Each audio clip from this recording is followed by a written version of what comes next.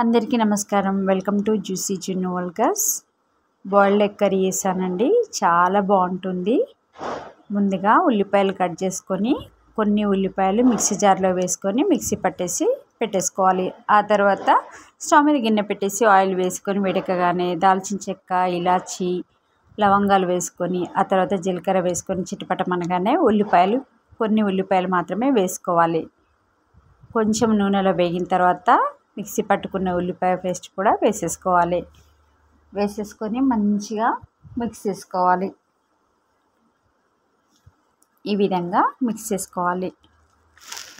ఆ తర్వాత పచ్చిమిరపకాయలు వేసుకోవాలి. పచ్చిమిరపకాయలు చిన్న చిన్నగా కట్ చేసి వేసుకొని ఒకసారి మంచిగా కలిపేసుకోవాలి. ఆ తర్వాత కరివేపాకు కూడా వేసుకోవాలి. కరివేపాకు వేసి ఒకసారి కలిపేసి అల్లం వెల్లుల్లి పేస్ట్ వేసుకోవాలి.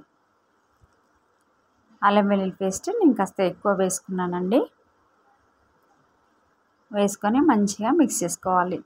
పచ్చివాసన పోయేంత వరకు మంచిగా కలుపుతూనే ఉండాలి. ఆ తర్వాత పసుపు వేసుకోవాలి. పసుపు వేసుకొని మంచిగా కలిపేసుకొని కట్ చేసి పెట్టుకున్న టమాటాలు వేసుకోవాలి. కొన్ని టమాటాలు మాత్రమే వేసుకున్నాను, కొన్ని టమాటాలు మిక్సీ పట్టేసి పక్కన పెట్టుకున్నాను. ఇలా వేసుకొని ఒకసారి కలిపేసి మూత పెట్టి కాస్త మగ్గనివ్వాలి. ఆ తర్వాత మూత తీసి ఒకసారి కలిపేసుకొని కారం పొడి వేసుకోవాలి. కారం పొడి వేసుకున్న తర్వాత ధనియా జీరా పౌడర్ వేసుకోవాలి. ఆ తర్వాత ఉప్పు కూడా వేసుకోవాలి. ఇలా వేసుకున్న తర్వాత కాస్త మిరియాల పౌడర్ కూడా వేసుకోవాలి. ఇవన్నీ మంచిగా మిక్స్ చేసుకోవాలి.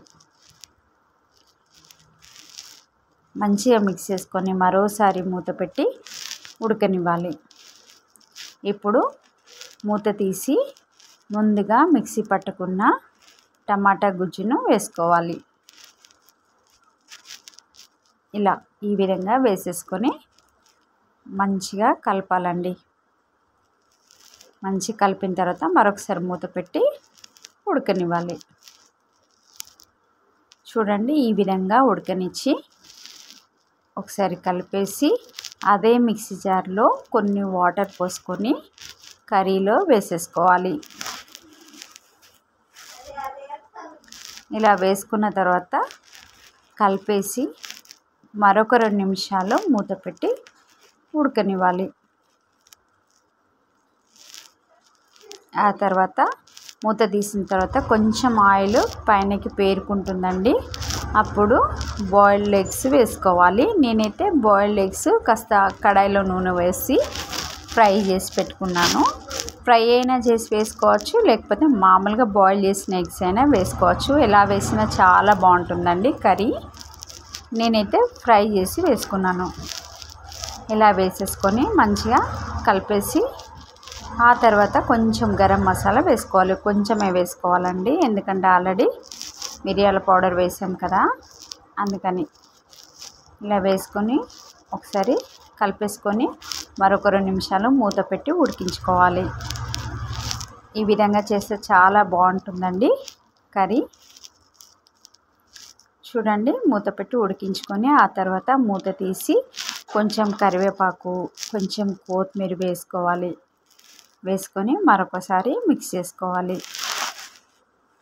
ఈ వీడియో మీకు నచ్చినట్లయితే like, share, subscribe my channel తప్పకుండా.